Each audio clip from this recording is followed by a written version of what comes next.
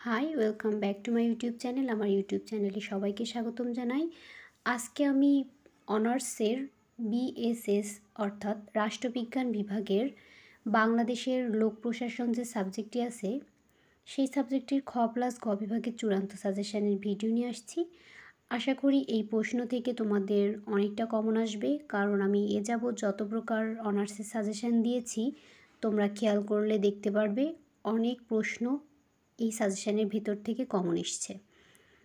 তো আশা করি তোমাদেরও ঠিক তাই হবে। আর এটা সাবজেক্ট কোড হচ্ছে 23, 19, 11। লোক প্রশাসনের সংজ্ঞা দাও। লোক প্রশাসন কি বিজ্ঞান? লোক প্রশাসন ও বেসরকারি প্রশাসনের বৈসাদৃশ্য অথবা পার্থক্য নিরূপণ করো। 3 নম্বরে আছে বাংলাদেশে লোক প্রশাসনের ওপর আইন বিভাগীয় নিয়ন্ত্রণের পদ্ধতিসমূহ কী কী? 4 নম্বরে আছে বাংলাদেশের সরকারি কর্ম কমিশনের গঠন উল্লেখ করো। করোটা টাইপিং মিস্টেক। সরকারি কর্ম কমিশন কী? প্রশিক্ষণের লক্ষ্য ও উদ্দেশ্য লেখো। 6 নম্বরে আছে সংগঠনের বৈশিষ্ট্যসমূহ বর্ণনা করো।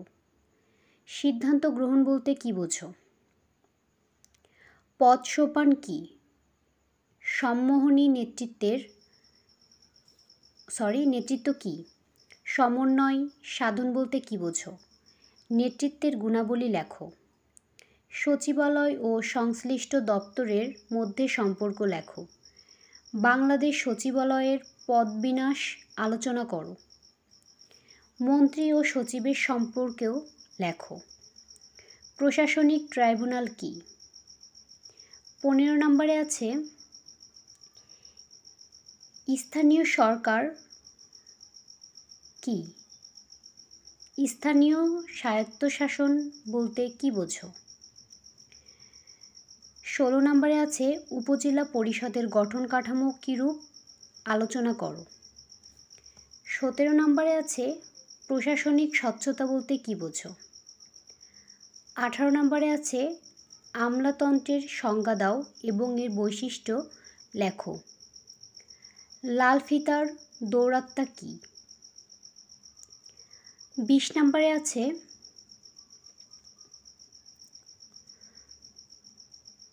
POSDCORB এর ব্যাখ্যা দাও।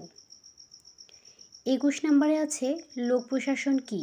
লোক প্রশাসনের প্রকৃতি, পরিধি ও বিষয়বস্তু বর্ণনা করো। বাংলাদেশের মতো উন্নয়নশীল দেশে লোক প্রশাসন অধ্যয়নের গুরুত্ব আলোচনা করো। 23 নম্বরে আছে বাংলাদেশের সরকারি কর্ম কমিশনের গঠন ও কার্যাবলী ব্যাখ্যা করো। 24 নম্বরে আছে উন্নয়নমুখী প্রশাসনের মৌল উপাদান ও বৈশিষ্ট্যসমূহ আলোচনা করো। উন্নয়ন প্রশাসন ও সনাতন প্রশাসনের মধ্যে পার্থক্য তুলে ধরো। জেলা পরিষদের গঠন, ক্ষমতা ও কার্যাবলী আলোচনা করো। 27 আছে জেলা প্রশাসক কাকে বলে? বাংলাদেশের জেলা পরিষদ কি প্রকৃত অর্থে স্বায়ত্তশাসিত প্রতিষ্ঠান? বাংলাদেশের উল্লেখযোগ্য প্রশাসনিক সংস্কারসমূহ ব্যাখ্যা করো। কেন্দ্রীয় প্রশাসন কাকে বলে?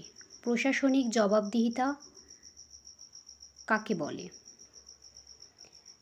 তারপরে আছে বাংলাদেশের আমলাতন্ত্রের রাজনীতিকরণের কারণ ও ফলাফল আলোচনা করো। 31 আছে গণতান্ত্রিক রাষ্ট্রে আমলাতন্ত্রের নিরপেক্ষতা নিশ্চিত করার উপায়গুলো ব্যাখ্যা করো। 32 আছে রাজনীতি ও আমলাতন্ত্রের মধ্যে সম্পর্ক ব্যাখ্যা করো। অনিয়ন্ত্রিত আমলাতন্ত্র গণতন্ত্রের জন্য হুমকি স্বরূপ উক্তিটি ব্যাখ্যা করো। বাংলাদেশের সরকার কর্মচারীদের প্রশিক্ষণ পদ্ধতি আলোচনা করো। লোক প্রশাসনের সাম্প্রতিক প্রবণতাসমূহ আলোচনা করো। 36 নম্বরে আছে বিকেন্দ্রীকরণের সংজ্ঞা দাও। 37 আছে বিকেন্দ্রীকরণের সুবিধা অসুবিধা আলোচনা করো। এই হচ্ছে আমার সাজেশন। তো যদি তোমাদের এই সাজেশনটি ইম্পর্টেন্ট মনে হয়ে থাকে তাহলে অবশ্যই লাইক, কমেন্টস এবং ফ্রেন্ডসদের মাঝে শেয়ার দিও। আর পরবর্তী সাজেশন পাওয়ার জন্য আমার চ্যানেলটি সাবস্ক্রাইব করে পাশে থাকা বেল আইকনটি প্রেস করো। ধন্যবাদ।